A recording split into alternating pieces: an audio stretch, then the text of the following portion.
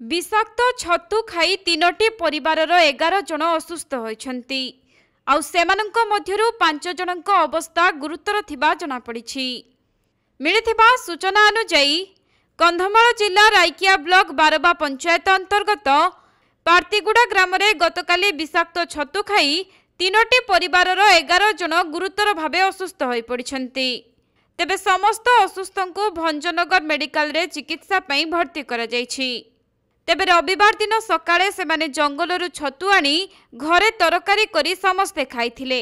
आउ खाइबार किछि समय परे समस्तंकु बांती हेबा सह मुंड बुलाइथिला। तेणु संगे संगे परिवार लोकमानंकु दुईटी एम्बुलेंस जगे गंजाम जिला भंजनगर मेडिकल को चिकित्सा पई निया जायथिला।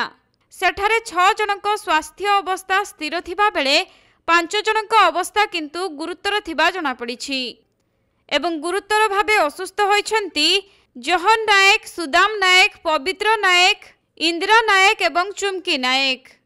आउ से समस्ते विषाक्त छतु खाइबा द्वारा तांकर एपरि अवस्था होइथिबा डाक्टर सूचना दैछन्ति।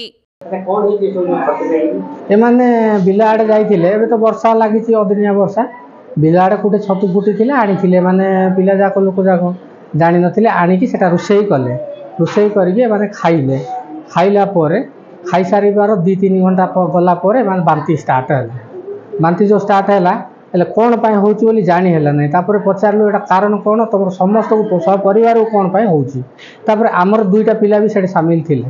मोर गोटे झियारी आ मो पुतुराटा को 7 वर्ष, झियारी की 2.5 वर्ष होइची। हेले एमानु गले बांती हैला। तापरे मो बापा को पचारले, आसी मो नथिली सोडा जाइथिली, आसी पचारले कोन पाए बांती करछन।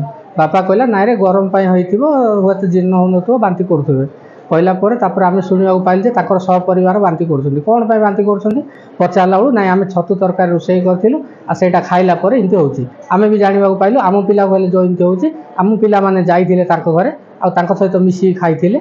खाइया पय आमो पिला कहले होउची कहिके आमे यथाशीघ्र एम्बुलेंस फोन करके डाकिकी दुईटा एम्बुलेंस रे 5 जन ना 10 जन को धरिके आइलु। आदि मेडिकल एबे टिके कमिची।